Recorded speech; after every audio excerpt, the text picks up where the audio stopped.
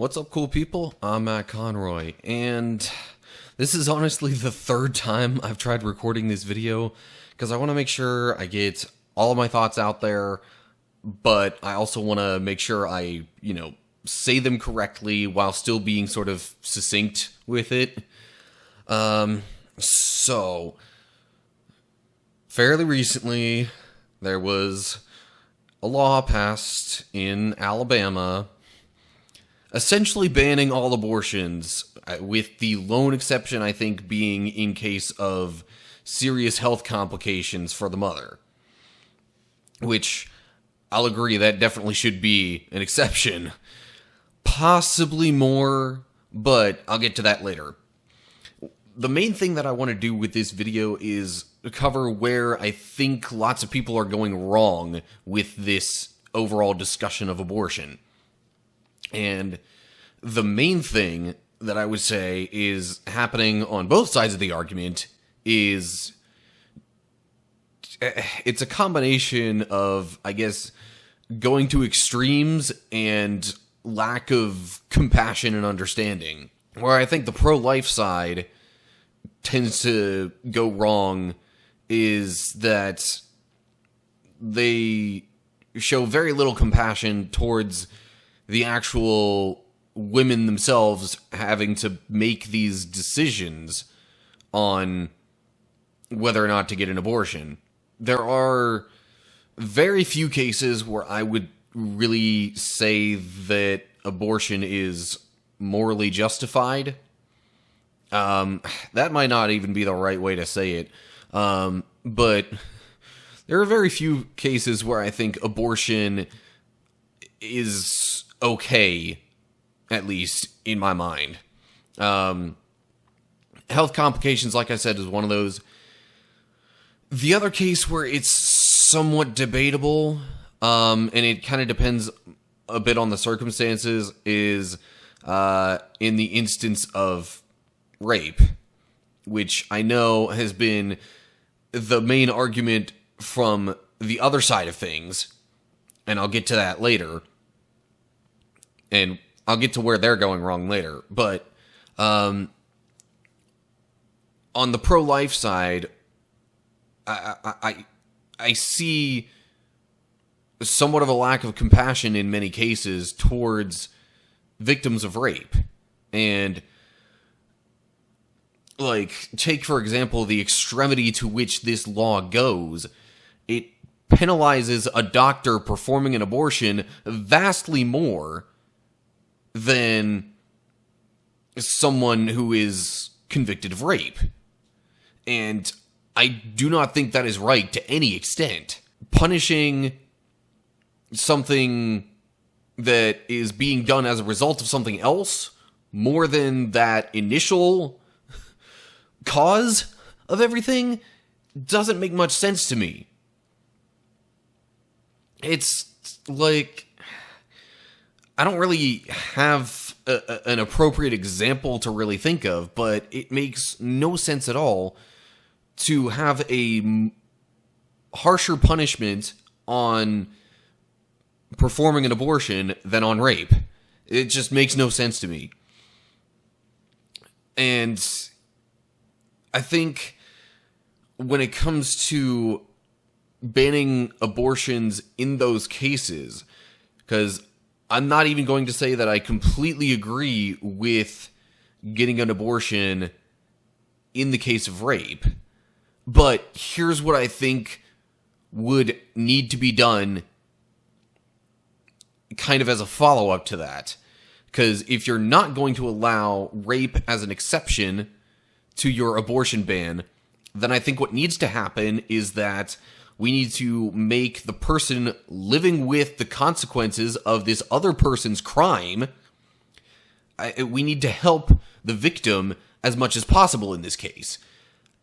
Up to and including, I would argue, even paying all potential hospital fees that would be associated with carrying this child to term if you're not going to allow an abortion. Because it's already bad enough that this woman then has to live with carrying around a physical reminder of the harsh treatment that they were given and the downright despicable act that was done to them for 9 months.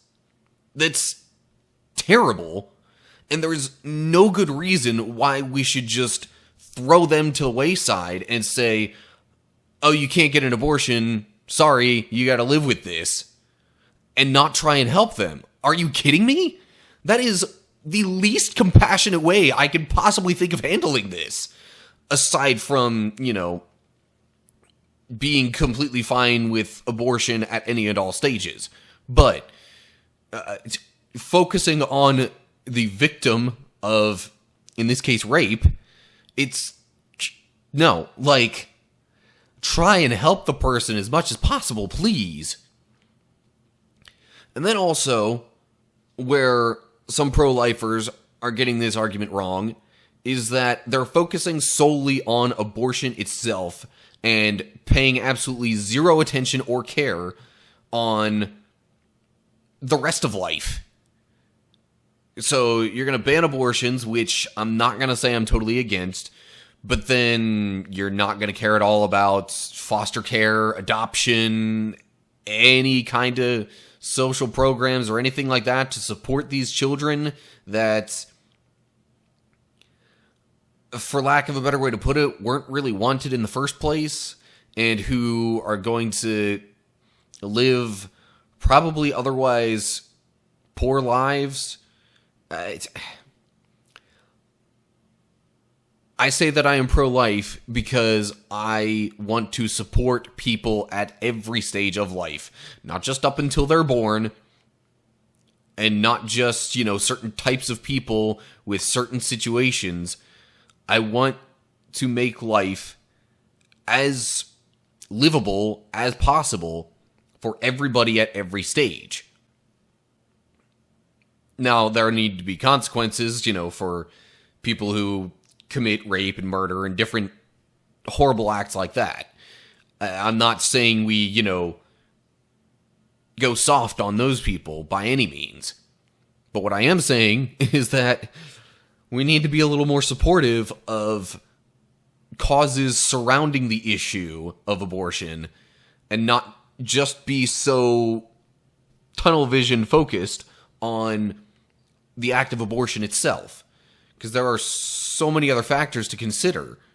If you're not going to give any sort of exception to your abortion ban in the case of rape, I think there needs to be far more care given at any and all stages surrounding that instance. There needs to be more support of the mother who's carrying the baby to term. There needs to be more support of foster care, adoption, any other agencies or ways of helping children who are then born because their mothers weren't able to get abortions. There needs to be more support given for the entire rest of life, not just getting someone to being born. Now, on the flip side, the pro-choice argument and where they're getting that wrong, there are people throwing out these arguments that are completely bogus, that make it seem as though living a poor life would be worse than death. And I don't think I can really agree with that sentiment. I realize there's a, popular cultural idea and movement out there that there are, quote unquote, fates worse than death. And I'm not trying to minimize the terrible situations that some people find themselves in, but just growing up poor isn't necessarily among the worst of those. If we're going to allow abortions and say that, poor life situations are the reason that we should be allowing these abortions, then, Well, again, you're saying living poorly is worse than death, and you're devaluing the foster care and adoption systems and other such things. And you're basically trying to pour your resources into... I feel terrible even saying it like this, but you're pouring more resources into nipping it in the bud, so to speak, rather than try and, be supportive of this new life that has been created and, trying to make things livable for them. You're instead just trying to say, oh, it's all on the mother's choice. They do whatever they want, which, the politician in me that would care nothing about morals says, whatever, leave it up to choice. But if you have any kind of moral decency about you, then you should care about this life that is within someone, and you should want to try and make the best of it. I guess another way I'd say pro-choicers are getting it wrong is the heavy focus on, bodily autonomy and things like that. And depending on where you count life starting, you essentially need to... You're essentially, with that perspective, you're putting the bodily autonomy of one over another. Because, without getting an abortion, it's a decent likelihood that this growing, developing fetus within this woman's body is going to become a viable human life. Now, I know there are exceptions, but again, those get into the health complication sort of things, and I've already said my piece on that. I'm not one to be totally in favor of putting one person's rights over another. As much as possible, I would like to think that we're capable of helping as many people as possible in as many ways as possible. So rather than pouring our resources into,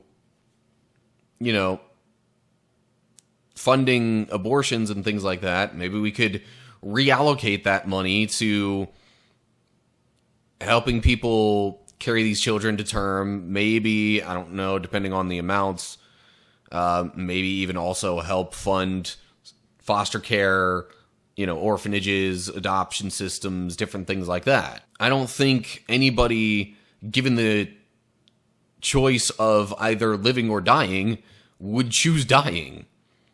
And so there needs to be some sort of protection for those people who can't speak for themselves because they haven't developed that ability yet. Haven't even developed much ability at all, never mind that. So I don't think this whole bodily autonomy argument is valid just because there's more than one body at stake here. Now, one area where the issue gets a little more complex and complicated is in the case of in vitro fertilization and other methods. I don't know. That's a little bit more of a gray area. Some of it is done, I guess, for science and things like that. Other people, sometimes women are not able to actually carry a baby themselves, and so they'll have a surrogate mother, or if there's a clinic or someplace that can do it, completely sans, any other bodies involved, then some people will do things that way. Where I think people get it wrong using the IVF argument is that it's assumed that the fully developed born child or human at any stage of life is inherently more valuable than, I'm going to call them, developing lives. And, there's I'm kind of trying to keep this at least PG-13-ish, but it's really weird trying to find words to explain it in such a way. But, there needs to be a certain combination of cells before anything really starts developing. So, certainly if that combination hasn't happened, I'm not going to count that as viable life yet. Now I realize, there are certain stages of embryos that they haven't really developed a heart or a brain per se, which are the main two organs that are used for our bodies to function. I realize there are stages where those particular organs have not developed yet, but assuming that it's okay to just kind of do whatever you want with these developing embryos because they don't have these organs yet, I don't know. It's still like, I have a hard time saying that's okay, because otherwise being unaltered or, tampered with or anything like that, there's a good chance these are going to be viable human lives eventually, assuming, there's proper ability to take care and nurture them. And I don't know, it's one of those things where I think I think there's a flaw with the argument, or more like the assumption, that a life that is already fully developed into an obvious human being is more valuable than still developing life.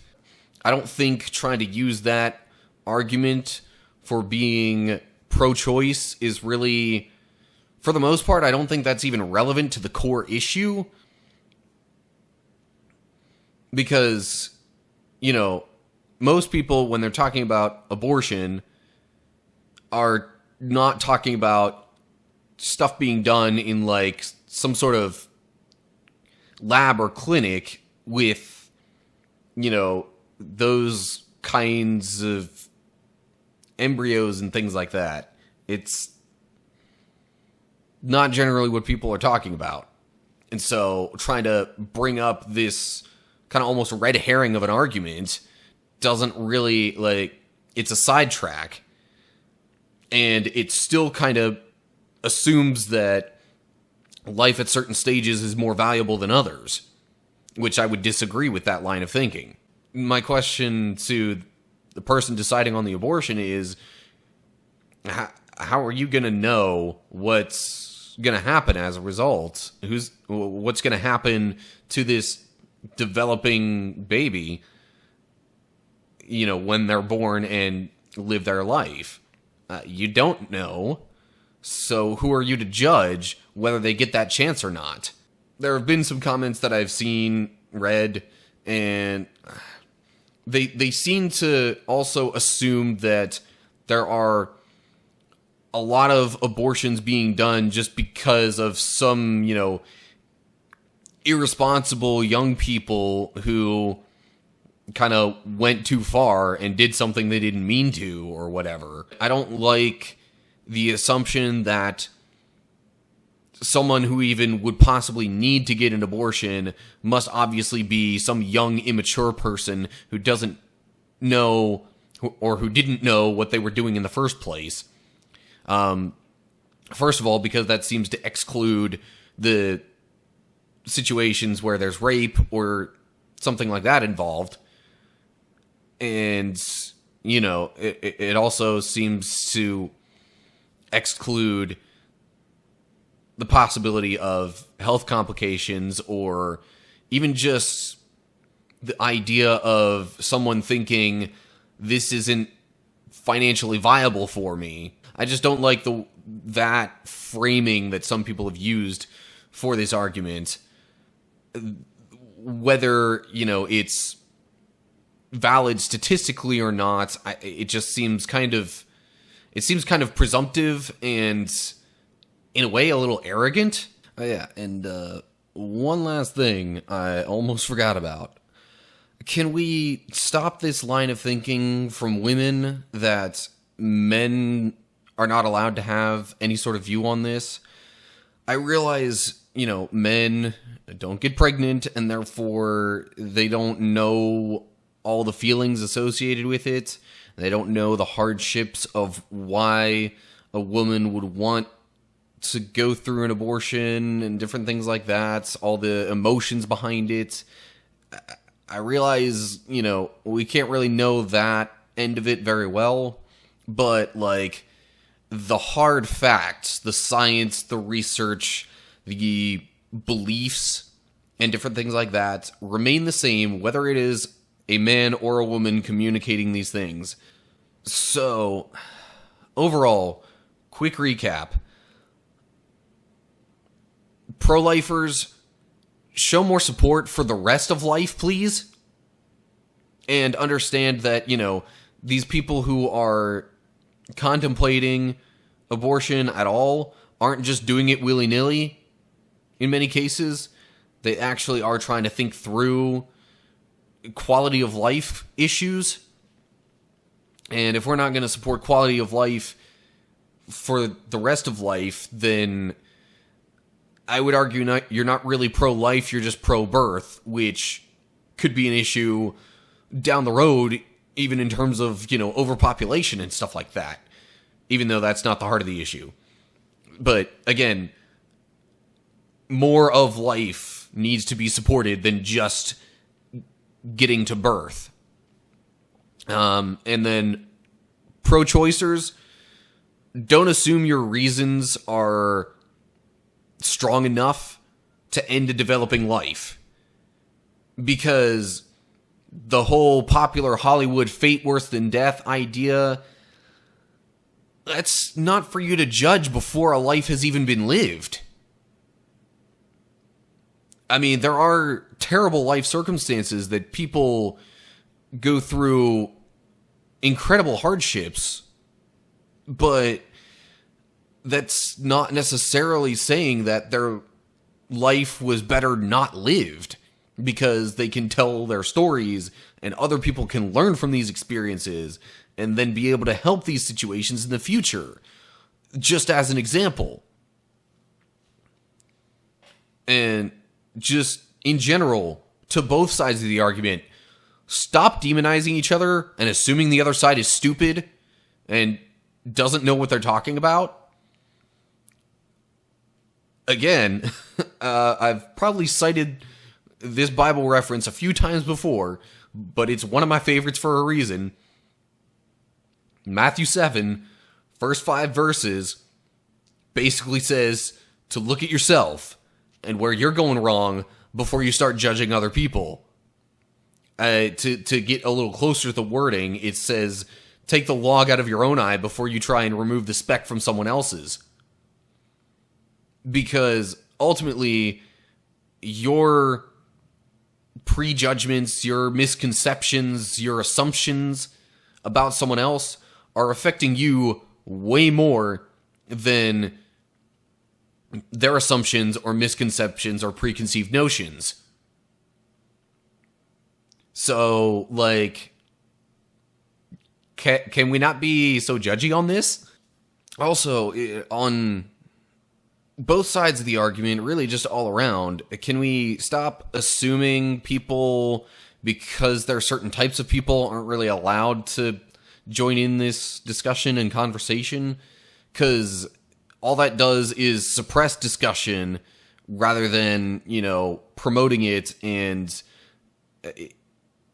whether somebody is young or, male or whatever the case might be, that doesn't mean that they can't have some sort of informed view on this topic and be able to actually discuss it in a reasonable manner. Anyway, I think I've finally said my piece. I realize this may not be the shortest video I've ever made, but I wanted to try and get everything out there.